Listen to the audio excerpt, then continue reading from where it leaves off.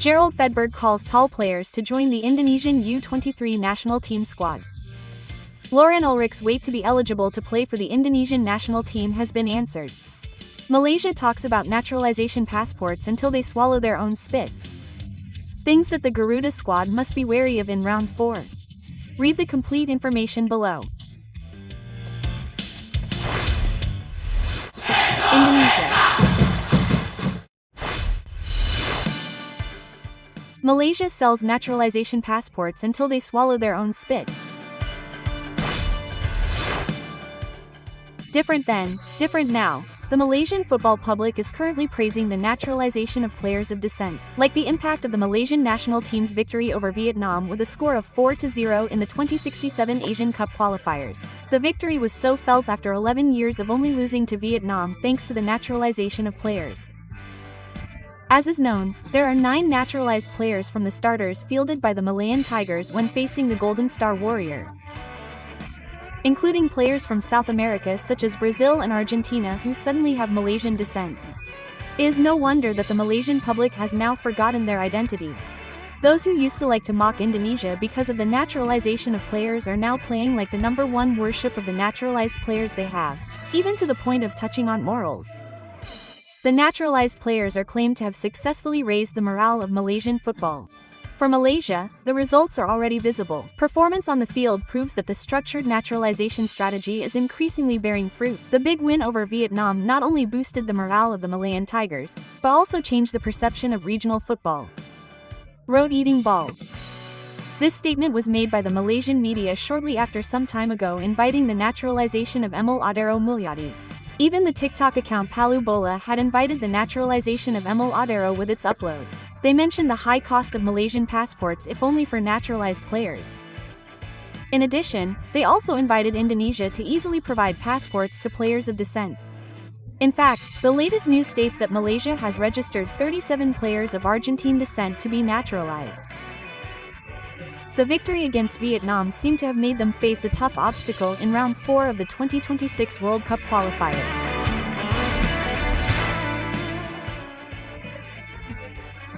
Things that the Garuda squad must be aware of in round 4. 1. Physical.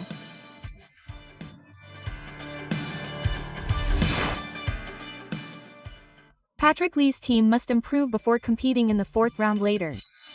There are a number of homework that must be fixed, especially regarding the physical condition of the players, which so far has been lacking. Moreover, in the last 2 away matches of the 3rd round, the Indonesian national team suffered a very heavy defeat from their opponents in the Australian and Japanese games. Shin Taeyong, who is also a former Garuda squad coach, also advised Patrick Kluivert to underline this important factor. 2. Anticipate the opponent's superiority. On the other hand, teams from Middle Eastern countries are known to have tough physical qualities and tall, big bodies. This condition should have been anticipated by the coaching team. Throughout the 3rd round, the Indonesian national team was indeed very difficult when visiting the opponent's headquarters. Of the 5 matches, the Garuda team was only able to pick 2 draws and 3 losses. 3. Group division. Later, the 4th round of the 2026 World Cup qualification for the Asian zone will be divided into 2 groups, each filled with 3 teams. The top of each group automatically qualifies for the 2026 World Cup finals held in Canada, Mexico, and the United States. Meanwhile, the 2 runner-up teams will face each other twice, with the winner entitled to represent Asia in the global playoff against the African team. 1 more from South America and Oceania and 2 from CONCACAF.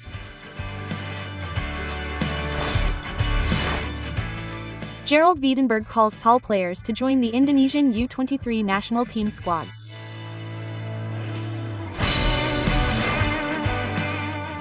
PSSI officially announced the list of players who will be included in the list of training camps for the Indonesian U23 national team ahead of the upcoming 2025 ASEAN U23 Championship. Coach Gerald Wiedenberg has confidence in the quality of the 30 young Garuda players who were called up. Interestingly, in calling up players to the Indonesian U23 national team squad this time, Gerald Wiedenberg decided to only call 1 naturalized player to the Garuda U23 squad, namely Jab.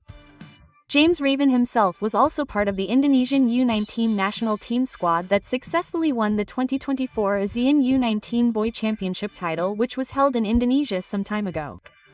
In the Indonesian U12 and U20 national team squads, James Raven was a mainstay on the front line by successfully scoring 8 goals in 17 matches with the Garuda squad.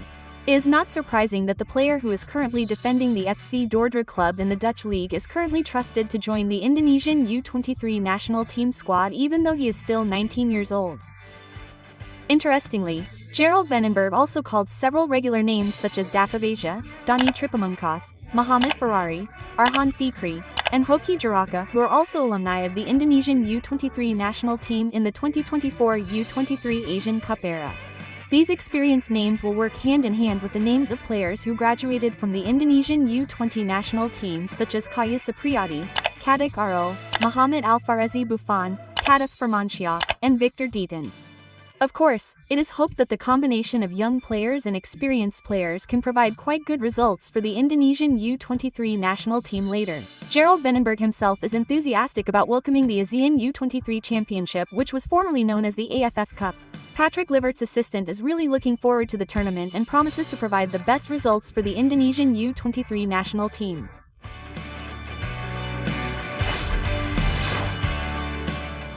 Lauren Ulrich's wait to be eligible to defend the Indonesian national team has been answered.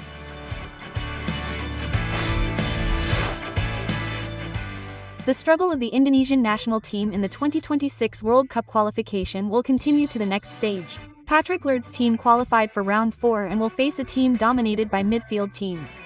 Qatar, Saudi Arabia, Udi Emirat Arab, and Iraq are stumbling blocks for the red and white team. Therefore, the Indonesian national team can add strength by processing one player of descent. Interestingly, there is a player who is eligible who will have a crucial role in the Garuda squad's midfield. It is Lauren Ulrich, who is an attacking midfielder. He is a potential young player and eligible to strengthen the Indonesian team because he has a lineage from Surabaya.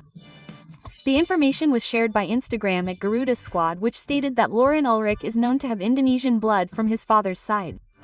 His grandfather was said to have been born in Surabaya, East Java. More than just descent, Lauren's family background is also closely related to the world of football. His father, Centrabe, is a former professional football player in Germany. The position he once held was a striker, which shows that football blood has indeed flowed in this family.